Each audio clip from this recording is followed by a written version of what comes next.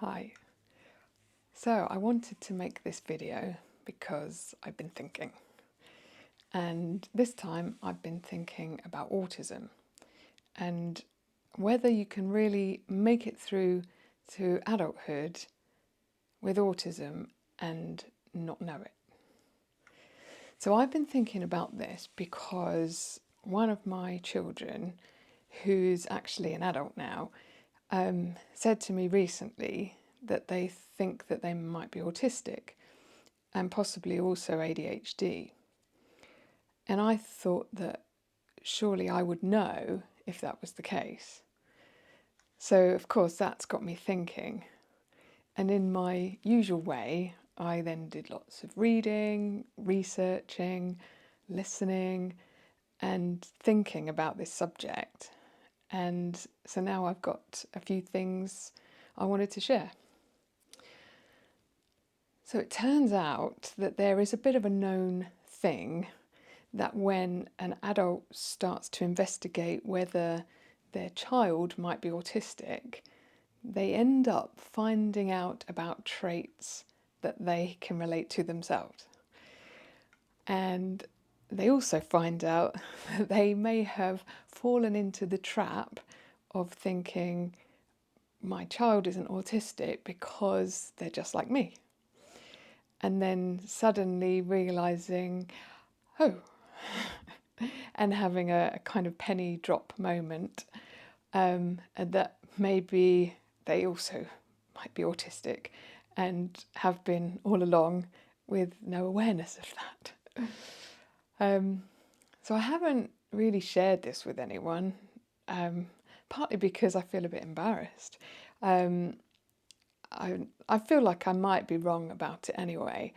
And it's one of the reasons I wanted to start making videos, so that I can share a bit more about myself and see if my experiences resonate with other people.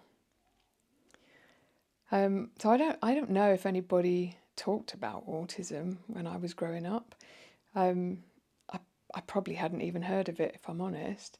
I was raised in a different era, I suppose, with stronger discipline, and you had to behave yourself, and you couldn't really speak up.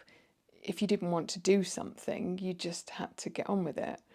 And you know, I did struggle with certain things, but I guess I just assumed that everyone did. I mean, I do remember having some thoughts about being different from other people, but I always found ways to explain those differences. I guess I told myself that I just needed to try a bit harder. And I did go to a school where most people were a bit more privileged than me. So that seemed like a reasonable explanation for feeling a bit different and a bit out of place. I guess over time I learned how to fit in, probably just like everyone else does. But I know I did feel not good enough in a lot of situations, and I didn't really think that there was any other explanation other than just simply that I wasn't quite good enough. I wasn't as educated or as confident as a lot of the people around me, so it seemed obvious that I would feel a bit out of place. Hello, cat. I didn't think anything more about it than that, to be honest, and I had no idea that any of it could be a sign of autism. I mean, I still don't know that, but I'm beginning to wonder. Anyway, I've been reading up on the signs and symptoms of autism, and I have to say that I feel like I can relate to quite a few of them. The main one, I guess, being eye contact. I've always struggled with eye contact, even with people that I know well. It just feels a bit intense to me. I find it quite hard to concentrate on what's being said if I have to concentrate on making eye contact. I might even go as far as to say that it can cause something like panic in me if I can't find a distraction or a way to break the eye contact without seeming rude or weird. I guess I've become quite used to having a distraction already planned. Maybe adjust my clothes, maybe blow my nose, take a sip of my drink, anything really, and it can be quite exhausting. It never really occurred to me that it might be a sign of autism. It probably sounds obvious now, and maybe it sounds obvious to other people, but I've never actually said it out loud before, so how would anybody even know? I do wonder if I'd be able to be around other people more comfortably if eye contact wasn't expected. I certainly prefer being side by side with other people rather than opposite. And I quite like being far enough away so that any eye contact feels a bit less intense. Even just the thought of sitting face to face with someone really close, it does fill me with a kind of dread. And it's always been quite a confusing problem to me because I really like other people and I like interacting with people. I just can't seem to do it as easily as a lot of other people if the circumstances don't feel right for me. And if the circumstances are wrong, I literally can't think straight and I just feel like I need to escape. It's as if I'm in some kind of danger, even though there's no obvious threat. It's just very confusing. I've had an office job for a long time, and that was often quite challenging. And it's funny because the change to home working and virtual meetings have been a huge relief to me, as I can make eye contact by screen with no problem at all. I don't really understand why it's different. I just know that it is. I could literally talk all day face to face with someone if it's on a screen, but I'd be exhausted if that was in person. Now, I wonder if that makes any sense or resonates with anyone else. I mean, I know that some people kind of comment that being on a screen is too impersonal, but for me, it feels much more relaxed and I can give more of myself, which means it can be more personal rather than less for me. I'm hoping that by saying some of these sorts of things out loud, I can find other people who understand. Because I'm not an antisocial person at all, but I can understand how it might seem that way to someone else who doesn't experience these feelings. Talking of socialising, it can give me a lot of stress and drain me of a lot of energy, but still I try to never turn down an invitation to something, even if I know I'll find it hard. I don't want to be rude or have to explain why I might struggle. And I also want to believe that it'll be okay and I'll have a nice time. And most of the time that does turn out to be true. If I'm totally honest, I have sometimes found myself hoping that something terrible might happen to me so that I don't have to go. But thankfully that so far has never happened. And I always manage to find a way through somehow.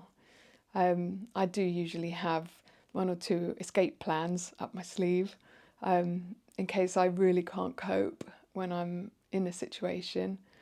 It really is like the worst feeling to me when it feels like my blood has turned to fire, my whole body is boiling, and the person talking to me, has no idea what's happening to make me so uncomfortable, but I know I must seem uncomfortable.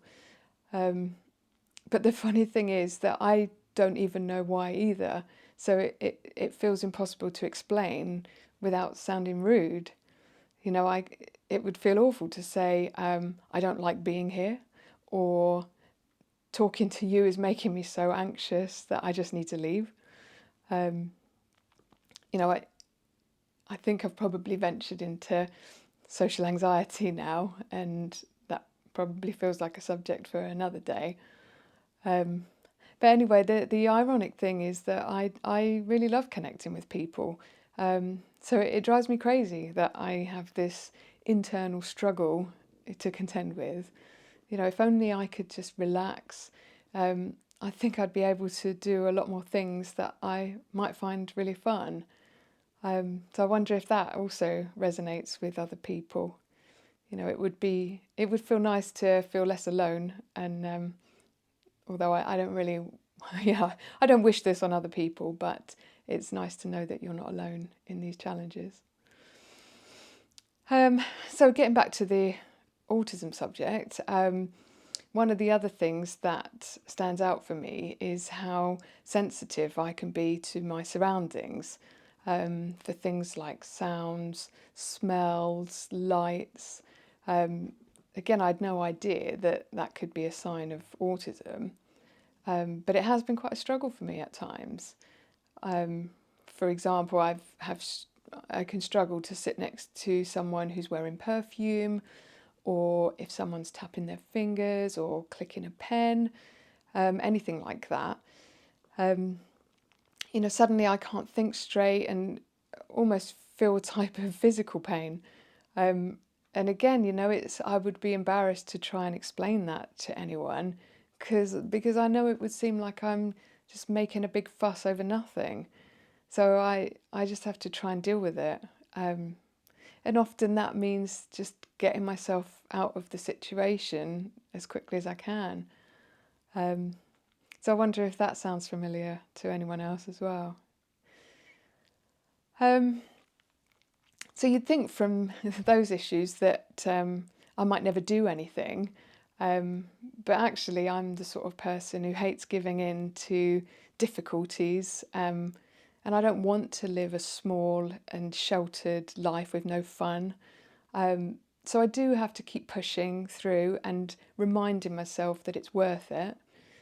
I'm not sure if anyone that already knows me will ever watch my videos, but I imagine if they do, they'll probably be quite surprised because I genuinely have never talked about any of this.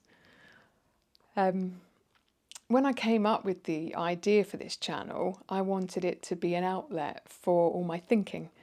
But I didn't realise that all the thinking might actually be a sign of neurodivergence. I mean, maybe it isn't, but anyway, I'm going to carry on making the videos and sharing more of my thoughts and my inner world, if you like, and hopefully I'll discover more enlightening moments along the way. So, back to the original question, which was, could it really be autism if you've made it all the way through to adulthood and even fairly mature adulthood, with no idea? And I think the answer is probably yes. But I hope that maybe in the future it will become less likely, as hopefully we all become a bit more aware and, you know, maybe more able to tell other people how we feel. You know, perhaps if I'd have done a bit more of that, I might have reached this enlightenment many years ago. So I'm sure there's a lot more that could be said on this subject, but I think that's it for this time. So I hope to see you next time. Bye.